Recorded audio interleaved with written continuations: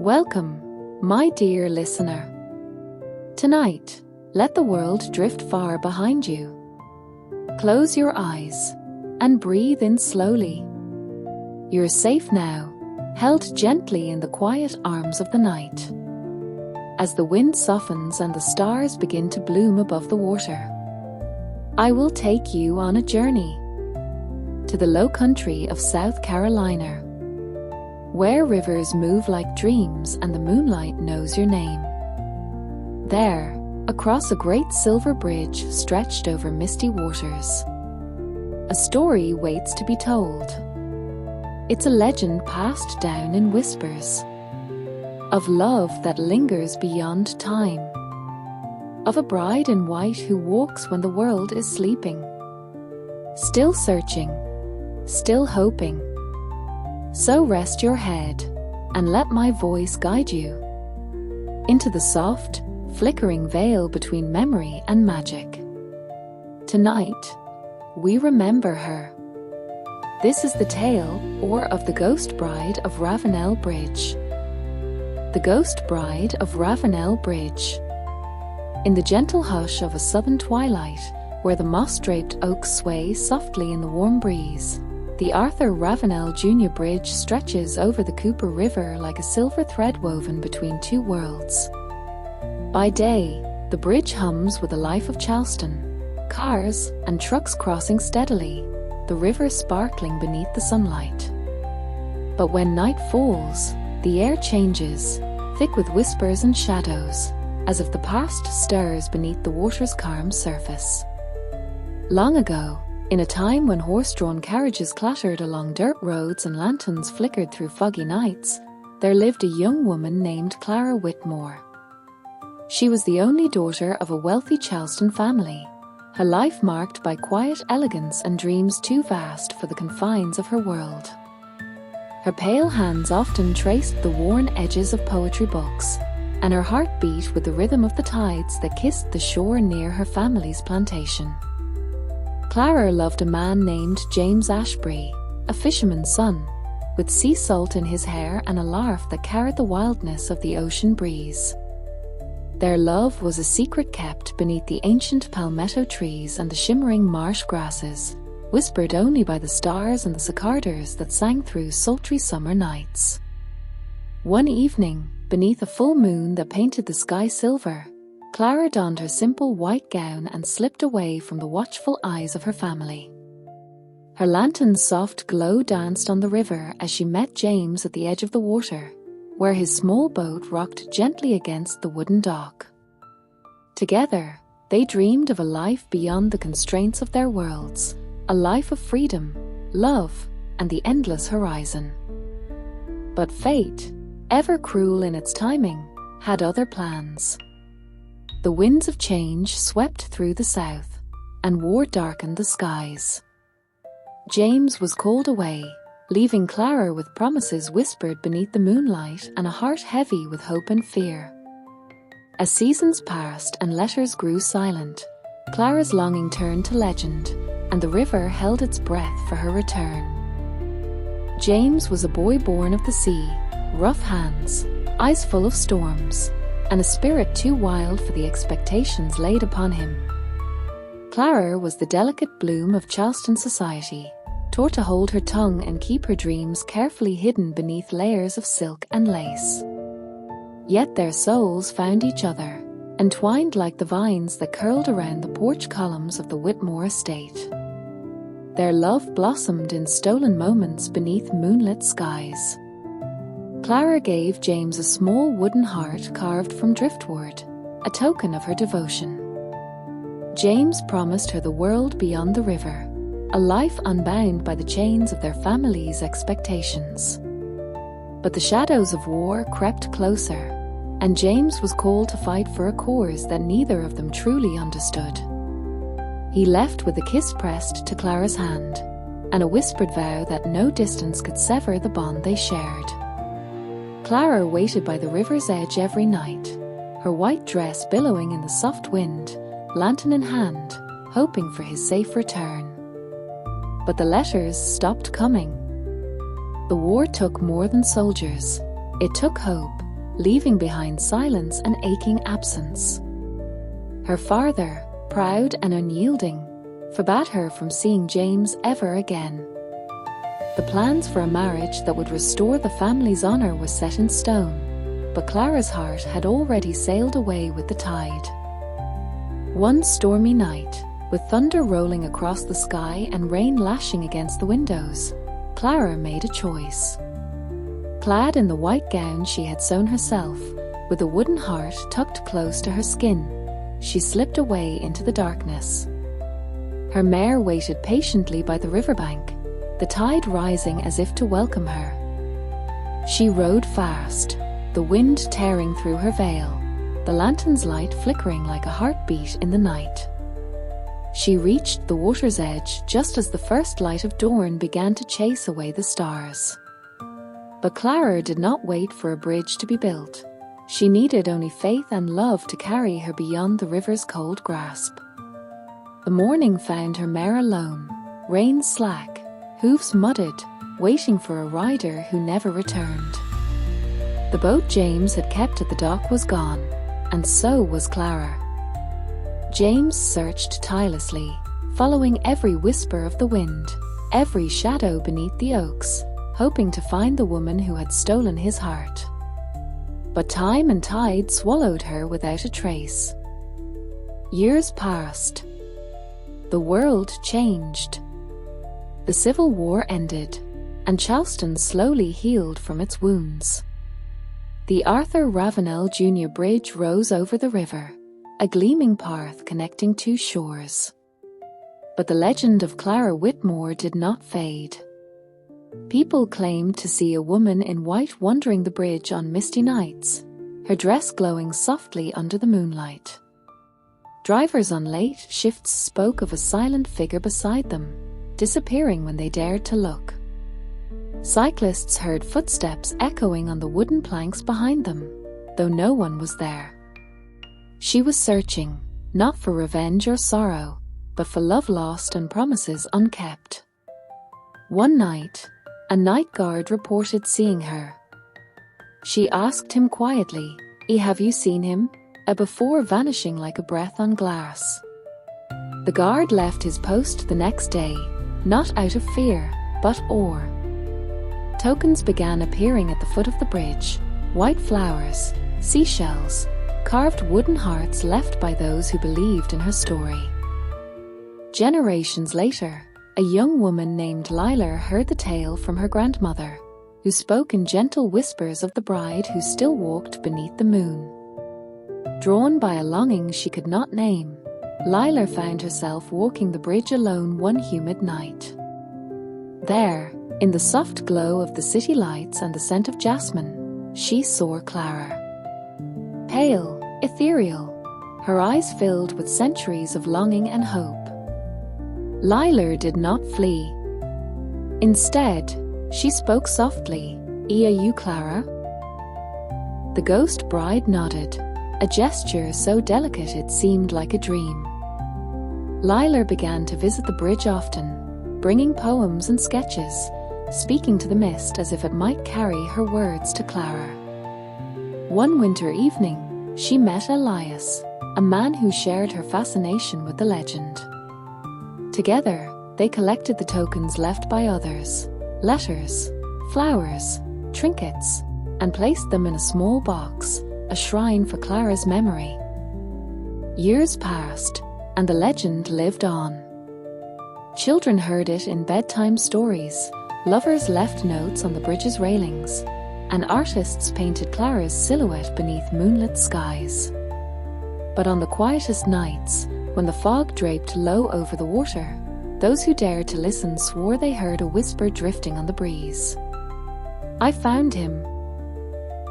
And with that, the night exhaled a peaceful sigh, the river stilled, and the ghost bride's vigil was finally at rest. Love, once lost to time and tide, was now found. Forever walking, forever waiting, now finally free. Welcome, my dear listener. Tonight, let the world drift far behind you. Close your eyes and breathe in slowly. You're safe now, held gently in the quiet arms of the night. As the wind softens and the stars begin to bloom above the water, I will take you on a journey to the low country of South Carolina, where rivers move like dreams and the moonlight knows your name. There, across a great silver bridge stretched over misty waters, a story waits to be told. It's a legend passed down in whispers, of love that lingers beyond time, of a bride in white who walks when the world is sleeping, still searching, still hoping. So rest your head and let my voice guide you into the soft, flickering veil between memory and magic. Tonight, we remember her.